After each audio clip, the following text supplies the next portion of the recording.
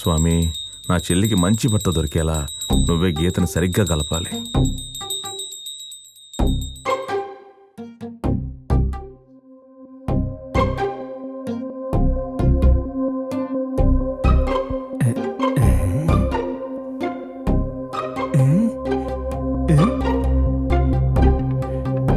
అన్నా గీత వంకరగా ఉందన్నా.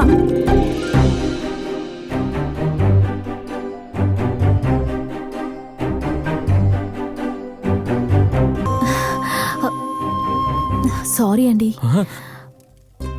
మీరు గీస్తున్నది వంకరగా వచ్చింది, అందుకే చేయి పట్టుకుని సరిచేశాను.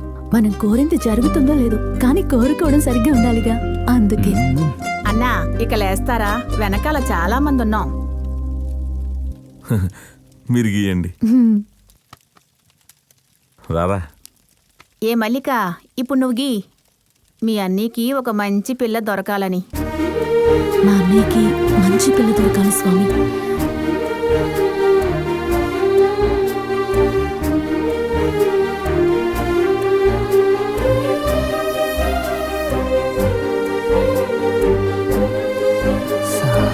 శాంతం పాడేసింది.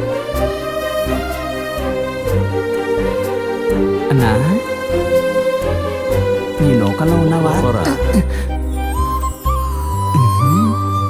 నువ్వు ఇలా ఊగడం ఏం బాలేదు. దేవుడు కళ్ళు పీకేస్తాడు. దేవుడా. ఏ మల్లిక, గీత కలిసింది. నువ్వు కోరుకున్నట్టు మీ అన్నకి మంచి పిల్ల దొరుకుతుంది. రా వెళ్దాం.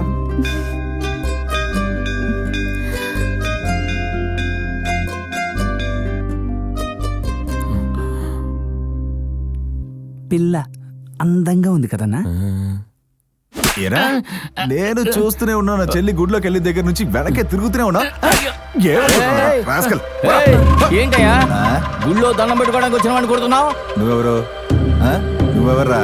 నేను గుళ్ళో గంట కొట్టేవాడిని. పైన ఎక్కడో ఉన్న గంట నువ్వు ఎందుకు కొట్టావు? నేను అడిగానా?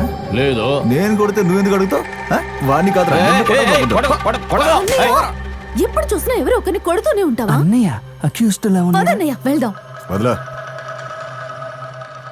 ఎరా, ఆపద కూడా కలిసి ఉన్నట్టుగా ఉందే. మరి తేలిగ్గా లడ్డు తినేద్దాం అనుకుంటున్నావా?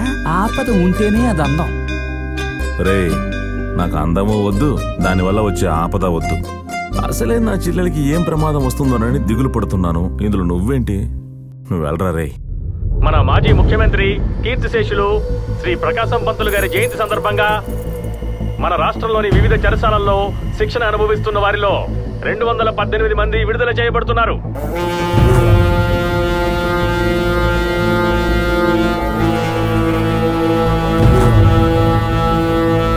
వారిలో రాజమండ్రి సెంట్రల్ జైల్లో యావజ్జీవ కారాగార శిక్షణ అనుభవిస్తున్న 5 ఖైదీలు కూడా ఉన్నారు.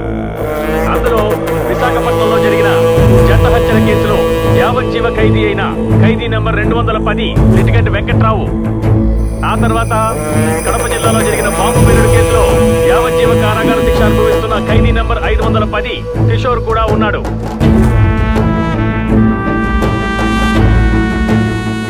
ఏంటి బావా, మన కులానికి చిహ్నమా? కాదు బావా, ఇది నీ గుణానికి చిహ్నం. వెళ్దాం. ఏమయ్యా, మా బావ లిటిగేషన్ వెంకట్రావు వచ్చిన వెంటనే విగ్రహం పెట్టే విషయం గురించి మాట్లాడాలి. వెంకట్రావు గారు వచ్చేసారు. రండయ్యా. పదండయ్యా.